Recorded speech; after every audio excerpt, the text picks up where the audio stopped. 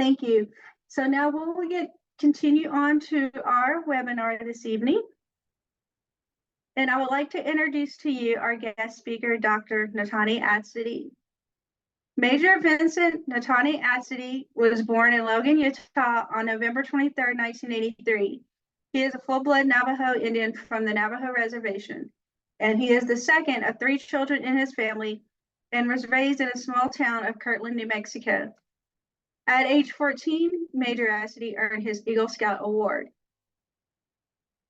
Excuse me. Major Atsitty graduated from the Navajo Preparatory School in Farmington, New Mexico with honors, and following his graduation, he moved to Provo, Utah to attend Brigham Young University. Major Atsitty took 2 years break from college to complete a 2-year proselytizing mission for the Church of Jesus Christ of Latter-day Saints in Osaka, Japan. While in Japan, he learned to speak Japanese fluently, as well as Portuguese and Spanish. Leadership roles while there consisted as senior companion for 10 months and district leader for 6 months. After completing his mission, Major Atsitty decided to join the Utah National Army National Guard as 21st Bravo Combat Engineer. He spent 4 months at Fort Leonard Wood completing basic combat training and advanced individual training, then returned to Salt Lake, Utah to attend the University of Utah. Major Atsitty joined the Reserve Officer Training Corps while being part of the National Guard. He also took his first leadership role as platoon leader for the 1457th Sapper Company in Draper, Utah. He then graduated airborne school at Fort Benning, Georgia in the summer of 2007, then followed that up, receiving his Bachelor's of Arts in Linguistics and minor in Japanese.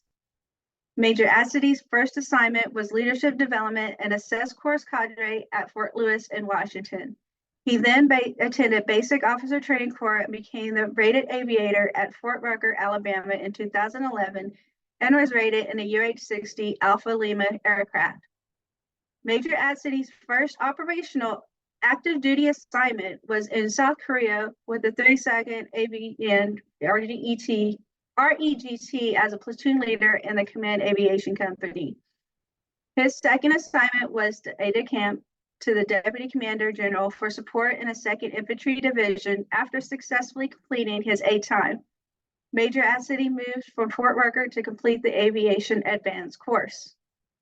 He then received orders to attend the Joint Firepower course in Las Vegas en route to Fort Bragg, North Carolina, to the 3rd 82nd AVN REGT S3 Operations Shop.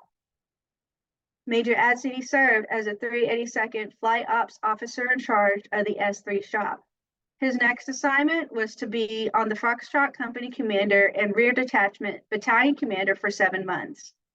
He then deployed to Bagram Airfield to fill a villa in the S3 shop for 2 months, then returned to his command in Fort Bragg. In 2016, he went to Murray State University in Kentucky to work as an adjunct professor at the ROTC instructor. Then, in 2018, he transferred to the University of Michigan to start dental school and continue his Army training ROTC at the University of Michigan in Ann Arbor. In 2020, Major Atsitty branch transferred to the Army Dental Corps. He now currently lives in Columbia, Missouri with his wife, Carrie, of 13 years, his 6 children, ages 11 to 1, and currently works full-time at the Federally Qualified Health Center and works weekends as a dental corps officer in the United States Army Reserve. Major Atsitty enjoys running long distance, camping, spending time with his family, and Carrie would describe him as optimistic and unrealistic in his goals and dreams. Thank you for listening to our introduction for Major Atsitty. And then now I would like to introduce and bring Major and Dr. Natani Atsitty to our floor at this time. So, Dr. Atsitty, the floor is yours at this time. Thank you. It says host has disabled screen sharing. And so I'm unable to screen share Okay, there we go. Hello, I'm Dr. Atsitty. It's good to see a couple people on here that I know. I see I have a little bit of representation from the University of Michigan School of Dentistry. So I'm glad to be here. Hopefully, I'll get to see some smiling faces while I'm here. And if you'll just please hold all questions to the end, as Miss Dawn Blandon said, I'd appreciate it. You might get your questions answered. So who's my audience today?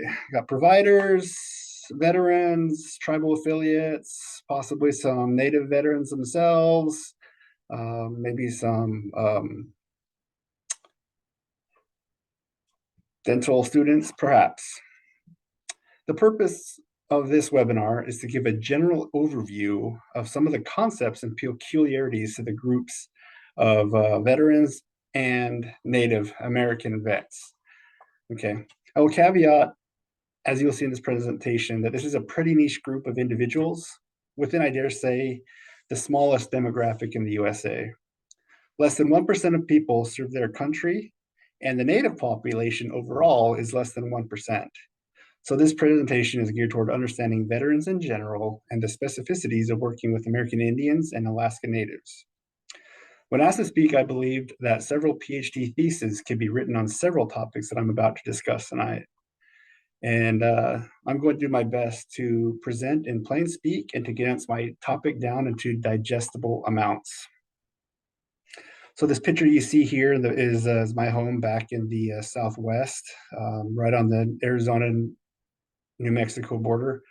I took this picture about 11 years ago. It's what's special about it is it's raining, so I thought I'd take a picture of that.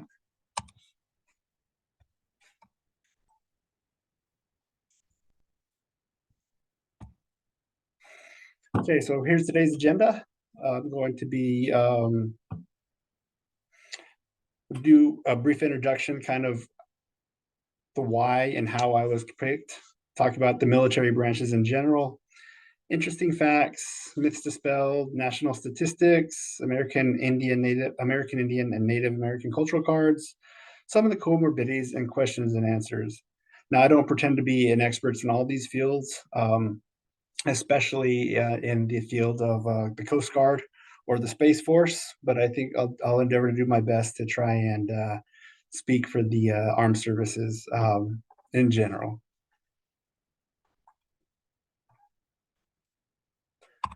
So quick introduction. I think Ms. Landon spoke most of it already. The takeaway from this slide is that I've gone through basic training as a private. So when I was 22 years old, I knew what it's like to clean the latrines with a toothbrush and count the rocks and grains of sand outside, and to save the world one push-up at a time.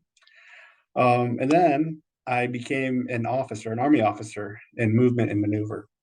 Okay, so within the military branches, there's very precise and very focused specialities. Okay, so when I was enlisted, I was a combat engineer, which focused on explosives and demolitions. And so I was trained in the use of TNT, C4, detonation core, different things like that. And I remember specifically thinking one time when I had a grappling hook and I was spinning it around, throwing it into a field, doing a mock clearing of a minefield with tripwires. And I asked my sergeant, I said, so I understand the concept of throwing a grappling hook and then pulling it towards me and exploding tripwires before we get there. What happens if I stand on a pressure plate or a pressure release plate detonation explosive? He's like, oh, that's fine, Private Atsitty. That's why we have 3 other privates that are behind you with their grappling hooks. And that's kind of when I decided that maybe I needed to be the guy telling other people, to go clean the toilets and to count the rocks and water and mow the lawn. So that's why I decided to become an officer. And I decided to do that in movement and maneuver, which is one of the warfighting functions. There's sustainment, logistics, protection, different things like that. So I recently transferred to the Army Dental Corps, which is the sustainment warfighting function. So I've seen the grunt work of the privates. I've done the actual fighting in my aircraft. And now I'm going to, from engaging with the enemy, I'm now moved to helping heal those others that might need some. So I've been to, my time in Korea, I've been at the 4-star level briefings where we have all the branches of service come together, such as the Marines, Air Force, Army, and the US, and then also the South Koreans. They all come to do what they call a rehearsal concept drill, and we all talk, okay, I'm going to move here on a big giant gymnasium. And they talk how they're going to move around in case North Korea attacks and what they're going to do. And then there's different pieces. Well, here's what the dental corps is going to do, or here's what the food, the beans and the bullets are going to come, and here's where our ambulances are going to be. Okay. And so I tell you all this to tell you that each service member has a different piece in every part, from infantry, artillery, Air Force pilots to Navy boatmen, Navy yeomen, military police. And so all of the experiences that each of these service members is going to have is very broad. But I think I do have a good sample size in being enlisted, a junior officer in the warfighting, and then now as a senior mid-grade officer in the sustainment and protection. Okay. So that's a little bit of introduction. So I'm just going to start here. Here's the military branches described to civilians. I think this is a very, very, very good job. This is not mine. I once saw this on the internet, and I thought I'd look for it to kind of help explain kind of what the military branches are. The Army, Navy, and Marines are all brothers in a family. So if you can imagine that. Army is the oldest. Mom and dad made all their parenting mistakes with him. Okay, I'm sorry. The Navy is the middle son. They are the explorers who left home and no one cared. The Marines are the youngest. Mom and dad let them do whatever they wanted, and they still have an inferiority complex due to their size. So that kind of explains our branches and how we interact and how we see ourselves. And then mom and dad got divorced once, and when all the boys were grown, mom eventually got remarried to a rich guy and quickly gave birth to a 4th son, the Air Force. Now she loves him the most, showers him with the best toys, and buys him whatever he wants. When they go on vacation, they fly first class, stay in 5-star hotels, and enjoy the finest meals. The Air Force is spoiled rotten, and his 3 older brothers have a bitter resentment toward him for this. And I can tell you from experience that I should have joined the Air Force. I'm just kidding. I like my Army career, but had I known kind of how they interact together, it might have panned out a little bit different. But yeah, there is resentment towards the Air Force. And I think the Air Force gets a lot of ribbing from the other branches. And one thing that we pretty much all say to the Air Force is we call them the chair force, because all they do is sit in chairs and make PowerPoint presentations all day. Finally, there's the Coast Guard. The Coast Guard is the rich stepdad's son from the first marriage. None of the other brothers think or act like he's part of the family. It's true. We always forget the Coast Guard. And no, nothing against the Coast Guard. We just sometimes forget. And nobody's added the Space Force to this yet, but once they do, we'll try to figure that out. Maybe it was the love child of Surprise Baby. I don't know. We'll see. So some interesting facts. World War I, Native Americans were not citizens and could not sign up for the draft or be drafted. Iroquois Confederacy declared war on Germany, which I thought was cool because they weren't even part of the U.S. yet and seen as citizens, but they made a declaration of war to support the United States. Little known fact is that the Choctaw language was used in World War I against the enemy. A lot of the times people talk about World War II and the Navajo Code Talkers, but the Choctaw language was used first. So we have a broad history in the war, Korean War. We have an entire base named after one of the chiefs, Camp Red Cloud. I actually served at Camp Red Cloud while I was there. It's about 25 miles from the North Korean border. Vietnam, Warrior Society. This was a pretty cool fact, is that from my understanding, and if they're veterans here, then correct me if I'm wrong, that served in Vietnam, a lot of our Vietnam veterans were actually treated with dignity and respect. And when I say our, I'm talking about the Native American population and society. Native American demographics in the military were the highest demographic that served percentage-wise. when I joined the military back in 2006. It was after 2002 and the Twin Towers were hit, or 2001. Sorry, I graduated 2002. But all but two people in my men in my graduating class joined the military, and they were because they were homosexual. And at the time, homosexuals weren't allowed to join the military at that time. Okay. So the United States Army Special Forces, they take all their tactics from the Native Americans that they learned throughout our history. They use the bow and arrows as their branch symbol. The arrows, cross arrows, as their branch symbol. And pretty cool fact is the breachers and that were in Iraq, they would they all took tomahawks for close quarters combat to fight with, along with their M4s. Okay. Another cool fact is that helicopters are named after Native American tribes, right? Now, these are only Army helicopters. Since been rescinded, AR 70-28 says that, but we still have the tradition and it still gets named. Our latest one, I think, is the Lakota, which is a medevac helicopter. And then we have the Black Hawk, which I flew in the Afghan War. There's the Apache Longbow. There's the Kiowa Warrior, the TH-67 Creek, the Chinook. So I just thought it was pretty cool that we still have that in our society today. Okay, so we do have some other helicopters such as the Cobra or the Osprey, but those are from the Marines. The Marines have these helicopters and they don't have those traditions, nor do they have those regulations that say, hey, you'll name helicopters after them. All right, so this is the big takeaway from this. It's really busy. I don't expect you to be able to see nor to read any of this stuff, except that one of the biggest myths that we get, that a lot of people have, is that all veterans get free medical and dental after service is complete. No, that is not true. And what I have here is just a bunch of bullet points that I got off the VA website that says you have to meet X, Y, Z, AABB subparagraph code DF in order to receive service. And in my case, when I left active duty, I didn't even qualify for dental. You have to have 30% disability that's related to your service in the mouth. It has to be documented, and then you have to do it. You have to apply within 90 days. If you don't do it within 90 days after getting active duty, then you lose it.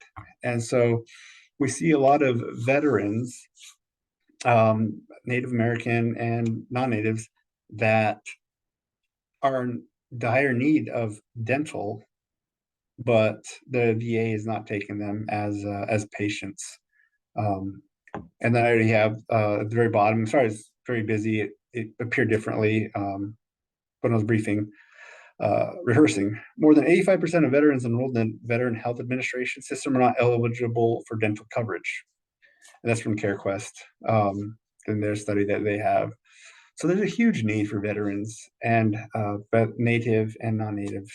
And it's really hard to get into dental care. So that's just one myth I'd like to dispel is, yeah, it's possible, but man, the VA makes it really, really, really hard in order to get dental care. So here's some national statistics, kind of a busy slide. And the things I really wanted to focus on is veterans by state, race, ethnicity, and gender. As of the 2020 census, living veterans by state, race, total for American Indians and Alaska Natives, we have 150,159 that are still alive today. And out of close to 20 million total veterans, that's only 0.7% that make that up. Okay, so very niche.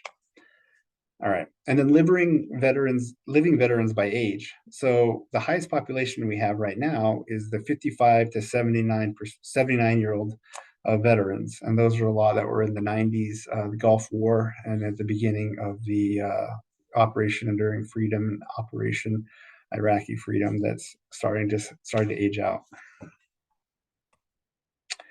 I'd like to bring up this card here. It's the American Indian Alaska Native Culture card. I don't know if many people have seen it.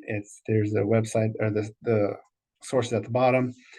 It's the SAM HSA.gov. It's the substance abuse for natives, and it's a really cool card. It gives a lot of background. I'll just kind of move forward real quick. You can see there's myths and facts, tribal sovereignty. Talks about religion and cultural differences, cultures and customs, spirituality, communication styles. Goes on to the second page of historic distrust, cultural identity, roles of the veteran and elders, strengths of the communities, wellness, different things like that. So when it comes to serving American Indian Alaska Natives, one of the biggest things that we have difference is communication styles. I think a cool dynamic that Native Americans that have served in the military is they're used to direct communication, which you see the fourth bullet point down. It says indirect communication. So if you're speaking with a vet versus speaking with a family member versus speaking with an elder, there's going to be different ways that you're going to want to communicate with them. But in this culture card, we'll talk a little bit about it. But so there's a lot of nonverbal cues when it comes to talking. And specifically, I remember when I was at my high school, Navajo Preparatory School, one of our teachers, he is Hispanic descent. He came from, I think he came from Mexico. Great guy. His family does, but he's an American citizen. And he was chastising one of the Navajo children there, one of my classmates, and my classmate looked at the floor and was like, had a half grin on his face, and it just inflamed this teacher. And he said, like, look at me in the eyes. Look at me when I'm talking to you. Wipe that smirk off your face, And that's just cultural differences. A lot of Native Americans, when they're being admonished or reprimanded, they don't look directly in the eye. And I think that's something that a lot of new providers don't understand when talking with Native Americans is there's not this confrontational, look me in the eye, I'm talking to you type personality. Okay. And also humor. Humor is a huge part of our Native American culture. And it's also part of the vet culture too. Vet culture is really a more dark humor, and it's a way to cope with PTSD and different things that they've experienced. But humor is a big part of the Native cultures. Okay. And storytelling. Storytelling is actually my favorite. I always tell this to people and my kids and the younger generation. When I say younger, teenagers and young adults, I tell them, did you know back in the old days before we had iPads, we actually had to talk to each other? Did you know that we didn't always have TVs? We didn't always have at our fingertip phones. We had to rotary dial and talk. And in my case, coming from the reservation, we didn't have a lot of entertainment. There was a time when I lived on dirt floors and no electricity, potbelly stove for a while. And what did you do for entertainment? You tell stories. That's what we do. We tell stories. We tell stories during the winter season, and then those would become taboo in the summer. And in the summer, you could tell stories that you couldn't tell the winter. And vets, same thing. We have so many great stories. I have a lot of great stories I like to tell my military career. But the difference between the veterans and the American Indian veterans is that the vet's story only has to be 10% true. All right, so you got to make up the other 90% to make it more entertaining. And so you never actually tell or hear the same story twice. And that's just a coping mechanism from sitting out at an observation post in the middle of nowhere when it's 10 degrees outside and you're really cold and you're trying to stay awake and not fall asleep. So going back to that culture card, the roles of the veterans and the elders. Elders speak first. And sometimes, and a lot of the times actually, they will pause for what seems to be minutes, when it could be 30 seconds, while they're gathering their thoughts, while they're thinking about what they want to say next. And in American culture, it might even be Western culture, it's as soon as somebody makes pause, the next person wants to jump in and add to the conversation. The next person wants to jump in and add to the conversation. The next person wants to jump in, and it becomes maybe one-upsmanship, or that's what's considered an engaged conversation, is talking back and forth. I remember when I first brought my one of my non-native girlfriends back home, Hawaiian girl of mine. I said, "Hey, my dad's going to talk to us, and he's going to have these long pauses.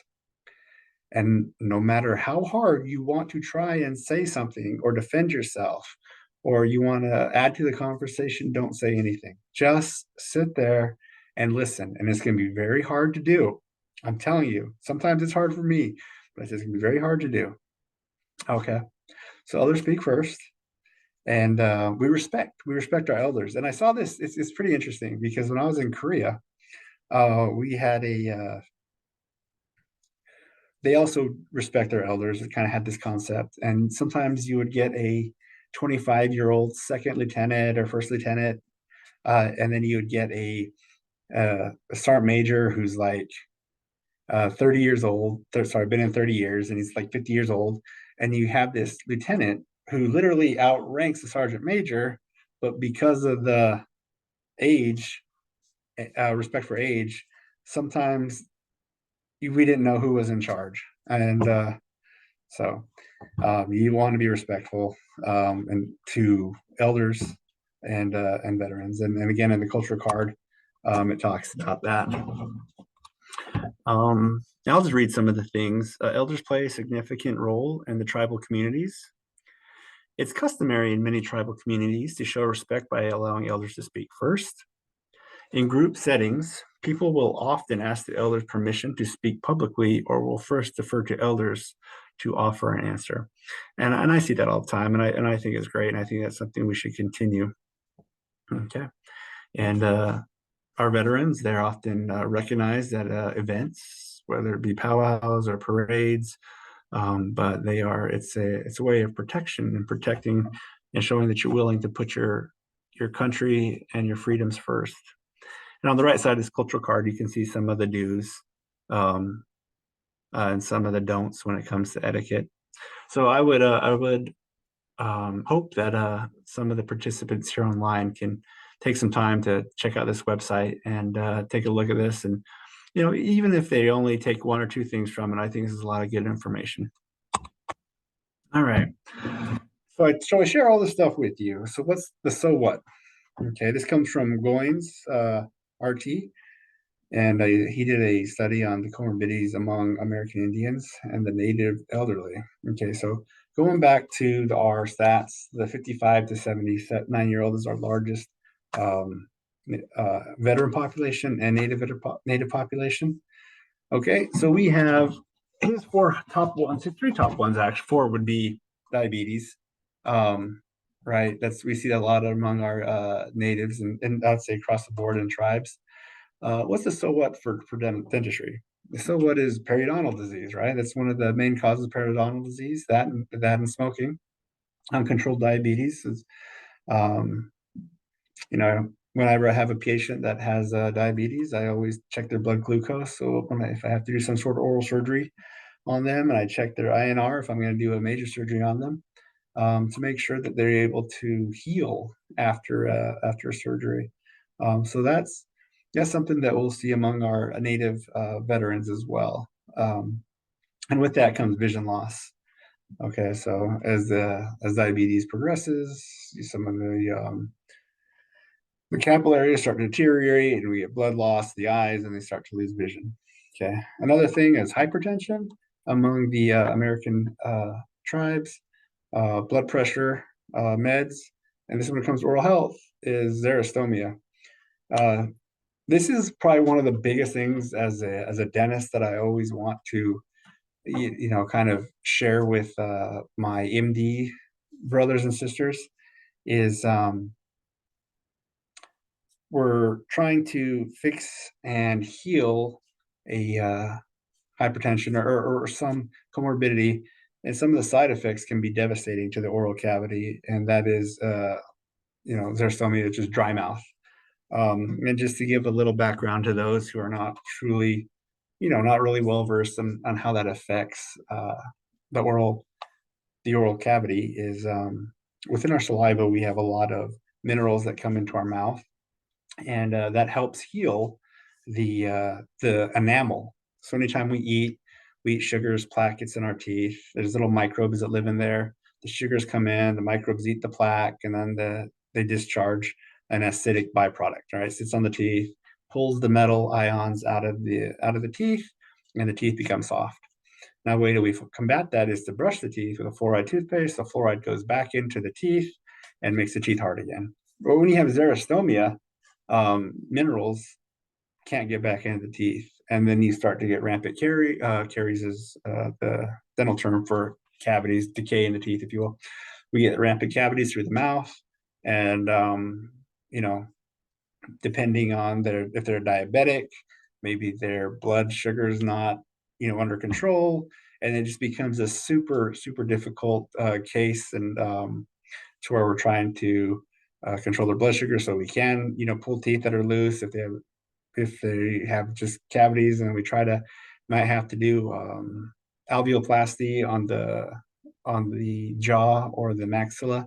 And there's a lot of ways that we can restore health to our native vets and to our patients, but if they're not healthy enough to heal from a proposed surgery in order to accommodate a denture, or to keep the oral health healthy, it just makes it very difficult. Okay, and then that goes to chronic back pain that Dr. Goins is talking about, or Mr. Goins. I'm not sure if he's a doctor, but that really comes to the opioid addiction that's coming, that we have to deal with as dentists. Recently, the ADA has put out that we want to use more NSAIDs, more than opioids, in order to treat chronic pain, and the dental community is moving in that direction. But if you do have somebody that is on chronic medication that's an opioid, sometimes NSAIDs don't take care of the pain, and so this oral surgery post-op pain management becomes very difficult for a DDS or DMD to figure that part out. We might have to get with a PCP in order to figure it out, that part.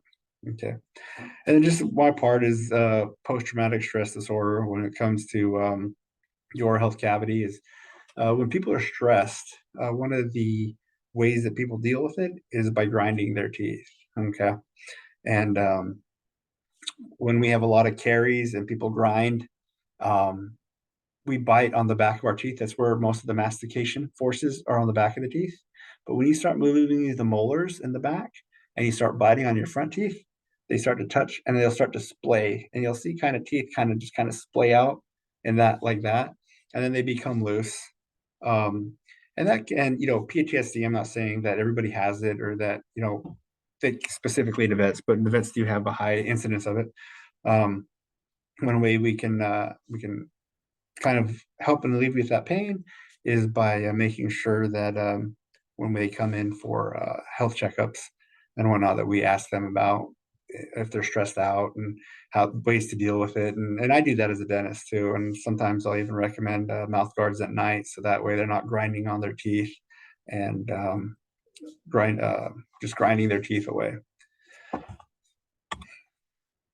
So what? So we kind of talked about all this stuff: higher periodontal disease, higher comorbidities, more complex health histories and cases.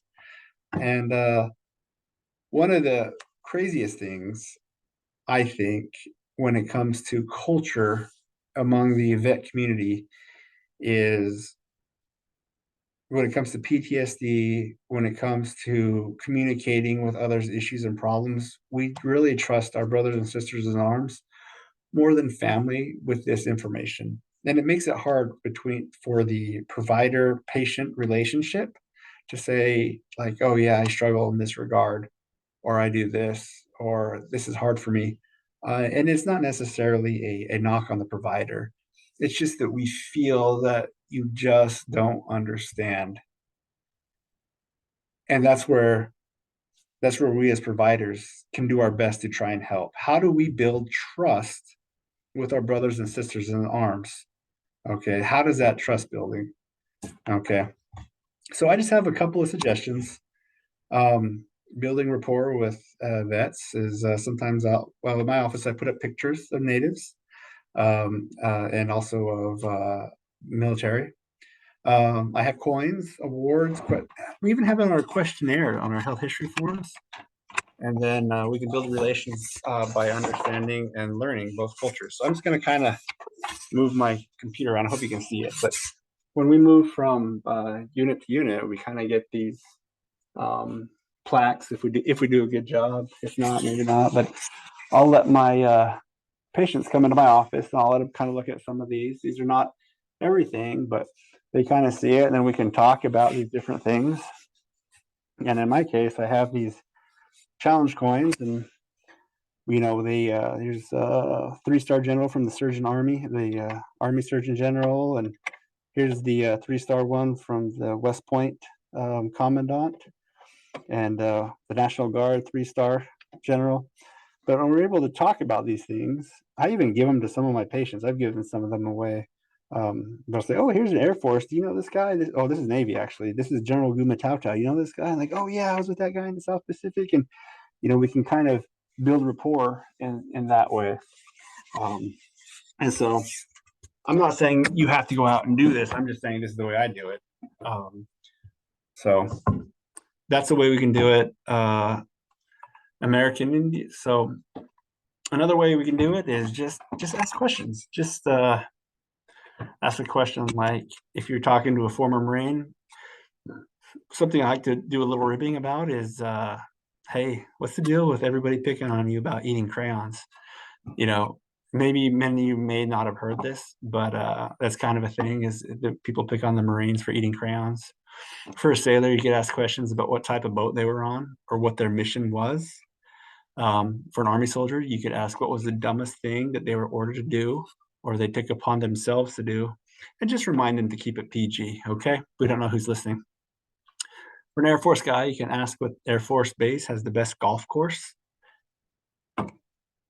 I still think that I like the one in Osan Air Base in South Korea. That was pretty good. Actually, I never got to play it. I just flew over it. For a Coast Guard guy, you could ask what misconceptions there are about the Coast Guard that they have that you could share. For a Space Guardian, the Space Force, you can actually ask them what they do, because I have no idea what they do.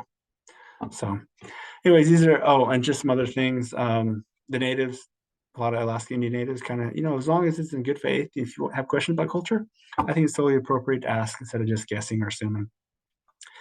And generally don't ask questions about, how many people have you killed? Just these very personal questions you got to kind of avoid, because it'll trigger some people. And I hate to use the word trigger, but some people will could break down if these ideas and thoughts come back.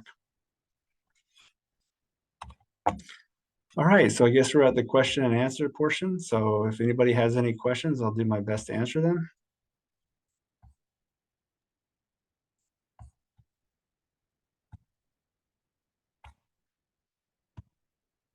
Thank you, Dr. Natani Atsitty, for your amazing presentation and all that great information that you shared. Now we are open for any questions, so please put any questions you may have in the chat or the Q&A section that we have, or you can also just raise your hand on the Zoom and unmute yourself.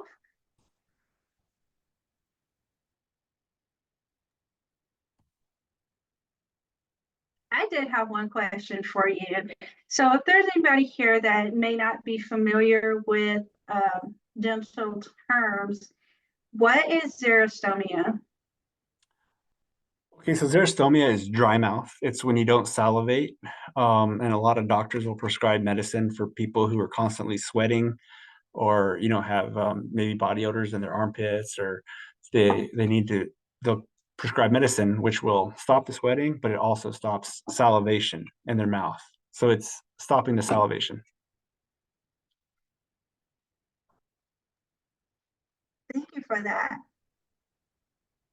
And I believe another question that I had was, I know the medications, could they cause some of that events of xerostomia or anything else that can happen in the mouth while they may be taking medications? I'm sorry, say your question again. Can medications affect your oral health? Yes, they can. And that was kind of one of my takeaways. I hope we go on the takeaways is I understand that the body's a huge complex machine and some parts are more important than the other. But yes, medications prescribed can cause oral health problems. And so we do have medications that we will not necessarily prescribe, because I don't want to prescribe a medication against a primary care physician to make them salivate, but we do biotin, which is fake saliva, which we tell patients to spray in their mouth, every 30 minutes to an hour to help make sure that you have those minerals put back in their mouth, so that way their teeth don't break down as quickly. Thank you for that. And you also had a question in the chat. Do you use silver diamine fluoride? I do. I use silver diamine fluoride all the time. I also use glutaraldehyde, gluma.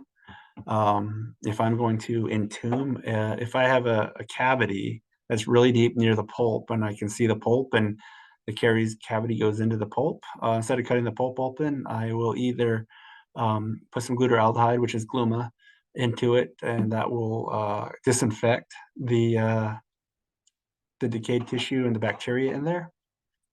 Or I will put some silver diamine fluoride in it, and then I will have a clean dental enamel junction, and I will entomb the caries in there. And if I got a good seal, it should invite that should. But that is what we're taught when I went through dental school a couple of years ago, is as a technique for controlling caries without cutting into the pulp of a vital tooth. And then I use it on kids a lot too. If they have early childhood caries, I'll use silver diamine fluoride on them as well. Yeah, I've heard that's a great substance to use, especially when you have a child that's kind of afraid of dentist, or someone that's really sensitive to in their mouth. Yes. I have another question that came up in the Q&A, and I'm not sure if I should ask this one. It came from an anonymous attendee. Why do Marines eat crayons? Why do Marines eat crayons? I don't know. That's just the joke. And so we always keep a box of crayons with us if we're going to be working with Marines. And I'll say what color, and they'll tell me a color, and I'll just give it to them. But that's just a way to do a little ribbing, and it kind of build a rapport between us and them.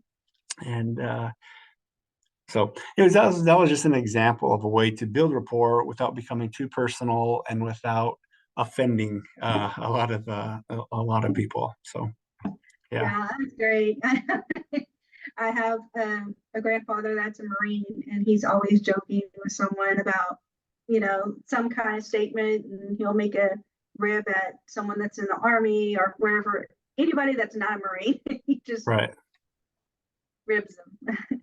Do we have any additional questions for Dr. Atsitty?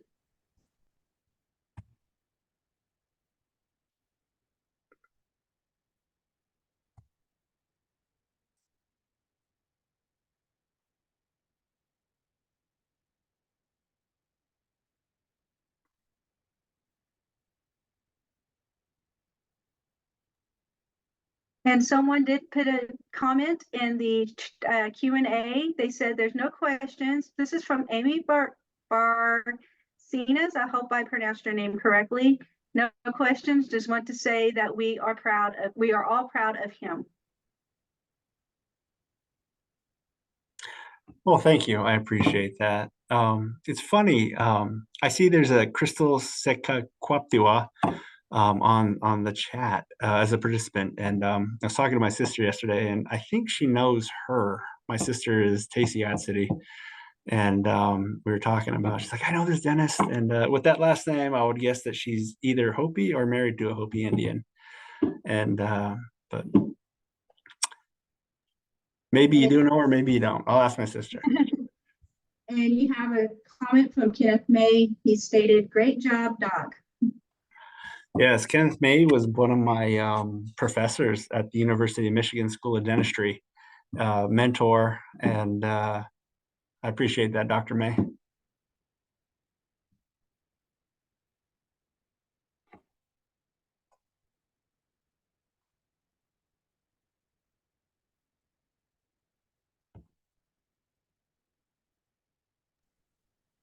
Thank you, Dr. Atsitty, for taking your time for presenting with us tonight, and all our participants for coming in this late evening.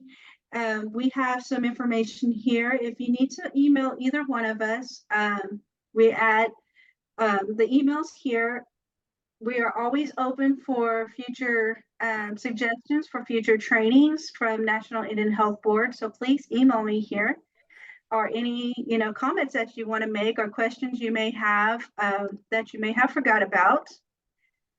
Also, that just letting you know that the National Indian Health Board has a National Tribal Health Conference coming up in May 2024, from the May 19th to the 23rd in Rapid City, South Dakota. So I'm sharing our website here, and you can go and click on that to see the information. We are now having a call for proposals open and workshops. So please put your applications in there for now. We could have some definitely great conversations about oral health in Native country. So if you have a great proposal for that, please submit that. It would be great. But again, we're going to stop recording.